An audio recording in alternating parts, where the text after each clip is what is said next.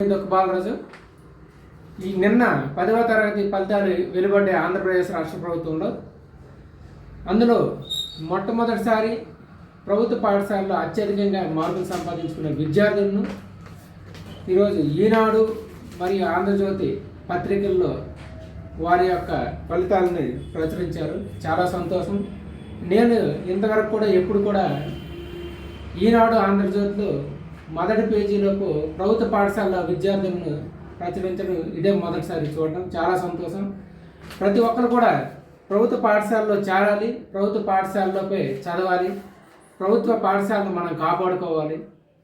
ప్రభుత్వ పాఠశాల చదివిన విద్యార్థుల్ని ఎంత మంచి మార్కులు సంపాదించుకున్నారో మన ఆంధ్ర రాష్ట్రం మొత్తానికి ఇంతటి కృషి చేసినటువంటి ప్రభుత్వ ఉపాధ్యాయులకు మరియు ఆంధ్రప్రదేశ్ రాష్ట్ర ముఖ్యమంత్రికి, అలాగే నారా లోకేష్ అయినటువంటి విద్యాశాఖ మంత్రివర్యులు, అలాగే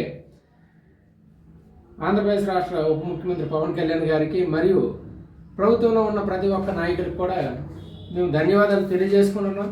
ప్రతి ఒక్క నాయకులు, ఉద్యోగస్తులు వారు కూడా ప్రభుత్వ పాఠశాలలో వారి పిల్లలను చేర్పిస్తే ప్రతి ఒక్కరు కూడా ప్రభుత్వ పాఠశాలకి వారి యొక్క పిల్లలను పంపిస్తారని మేము సవినయంగా తెలియజేసుకుంటున్నాం.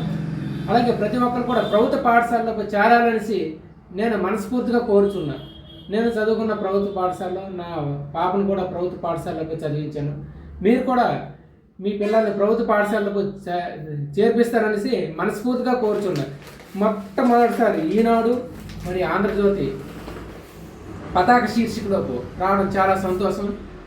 ఇలాంటి ఆణిముత్యాలు ఎన్నో ఉన్నాయి. వారందరినీ కూడా మనం వెలుగులోకి తీసుకురావాలి. అదంతా కూడా ప్రభుత్వ పాఠశాల ద్వారానే సాధ్యపడుతుంది. Thank you.